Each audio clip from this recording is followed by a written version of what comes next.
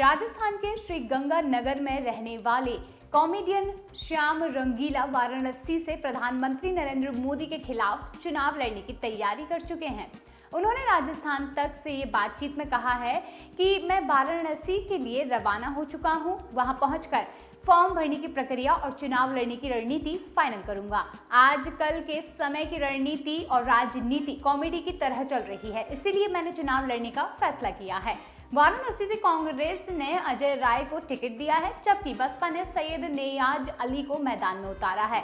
श्याम रंगीला ने कहा कि काशी में सूरत और इंदौर जैसा ना हो, इसीलिए मैंने यह फैसला लिया है। प्रधानमंत्री मोदी के सामने चुनाव लड़ने वाले विपक्षी उम्मीदवार अगर अपना नामांकन वापस भी ले लेंगे तो भी मैं चुनाव हर हाल में लड़ूंगा। प्रधानमंत्री के सामने कोई भी चुनाव लड़ सकता है, यह लोकतंत्र है। उन्होंने कहा कि मैं जनता के सहयोग से वाराणसी से चुनाव लड़ूंगा। बहुत जल्द अपने YouTube चैनल पर चुनाव लड़ने की सारी प्रक्रिया की घोषणा मैं करने जा रहा हूं। कॉमेडियन श्याम रंगीला ने यह कहा कि वह काशी में चुनाव लड़ने के लिए श्री गंगानगर से कोई टीम नहीं लेकर जा रहे हैं। उन्होंने कहा कि सारी टीम वाराणसी की जनता के बीच में से ही तैयार करूंगा। वाराणसी से बहुत लोगों के फोन कॉल्स मेरे पास आ रहे हैं, मैं सभी के साथ जुड़ने के लिए मैं तैयार हूं। हार जीत एक अलग मसला है, लेकिन प्रधानमंत्री के सामने चुनाव हर हाल में मुझे लड़ना है। मैं फेमस होने के लिए चुनाव नहीं लड़ रहा हूं, बल्कि जनता के बीच पहले से ही बहुत फेमस हूं। बताते चले कि सूरत में प्रस्तावकों के पीछे हटने के कारण कांग्रेस के मुख्य और वैकल्पिक दोनों उम्मीदवारों का नामांकन इनवैलिड हो गया था, जबकि अन्य उम्मीदवारों ने अपने नामांकन स्वेच्छा से वापस ले लिए और इस तरह बीजेपी प्रत्याशी मुकेश दलाल यहां से निर्दलीय चुनाव जीत गए। इंदौर में कांग्रेस प्रत्याशी अक्षय कांति बम ने अपना नामांकन वापस ले लिया और बीजेपी में शामिल हो गए। चूंकि नामांकन की समय सीमा भी खत्म हो गई थी, इसीलिए कांग्रेस वैकल्पिक उम्मीदवार भी नहीं उतार सकी। इस प्रकार इंदौर में कांग्रेस प्रत्याशी विहीन रह गई और बीती रात एक्स पर कॉमेडियन श्याम रंगीला ने एक वीडियो जारी करते हुए ये कहा कि प्यारे देशवासियों से मैं मन की बात करने आया हूं। आप सोच रहे होंगे कि मैं मजाक कर रहा हूं, लेकिन यह सच है कि मैं वाराणसी से पीएम मोदी के खिलाफ चुनाव लड़ रहा हूं। उन्होंने कहा कि आजकल किसी का पता नहीं है कि कौन कब नामांकन वापस ले ले, ऐसे में वह चुनावी मैदान पर डटे रहेंगे। वह चुनाव के लिए जनता को यह संदेश देंगे कि चुनाव होगा और लोग उनके लिए भी मतदान कर सकते हैं।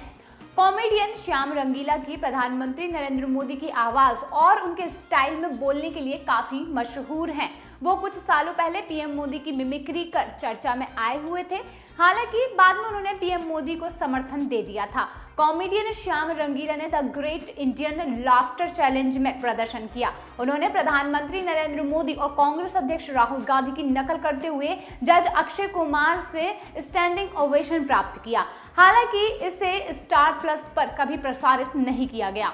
श्याम रंगीला उर्फ श्याम सुंदर का जन्म 25 अगस्त 1994 को राजस्थान के हनुमानगढ़ जिले की पीलीबंगा तहसील के गांव मानकथेरी में हुआ और उनके पिता जवाहरलाल एक किसान हैं।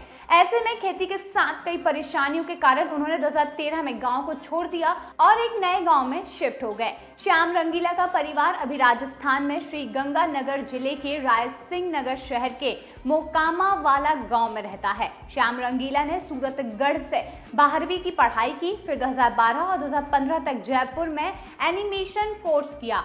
श्याम का बचपन से ही कॉमेडियन बनने का एक सपना था। स्कूल कॉलेज के दिनों में कॉमेडी किया करते थे, मगर श्याम रंगीला को देश भर में कॉमेडियन पहचान तब मिली जब the great Indian laughter challenge में रंगीला ने प्रधानमंत्री नरेंद्र मोदी और कांग्रेस अध्यक्ष राहुल गांधी की मिमिक्री की। अब इतना तो आपको समझ आ गया होगा कि वाराणसी से जो कॉमेडियन हैं वो प्रधानमंत्री नरेंद्र मोदी को चैलेंज देने के लिए खड़े हो चुके हैं। उन्होंने ये पूरी अडिग तरीके से रहने के लिए बात भी कही है। उन्होंने कहा है कि वे अपना नामांकन वापस नहीं लेंगे, चुनाव की पूरी प्रक्रिया करेंगे और चुनाव को आखिरी सिरे तक वहीं पर खड़े होकर लड़ेंगे और वे अपनी खुद की एक टीम नहीं बनाएंगे, बल्कि वाराणसी की जनता में ही वो अपनापन जताकर दिखाने वाले हैं। यानी कि ये तो साफ है कि जो कॉमेडियन है उन्होंने, यानी कि जो श्याम रंगीला है, उन्होंने प्रधानमंत्री नरेंद्र मोदी को ये खुलेआम एक चैलेंज दे दिया है। उन्होंने ये कहा है कि वह उनके खिलाफ जरूर खड़े होंगे।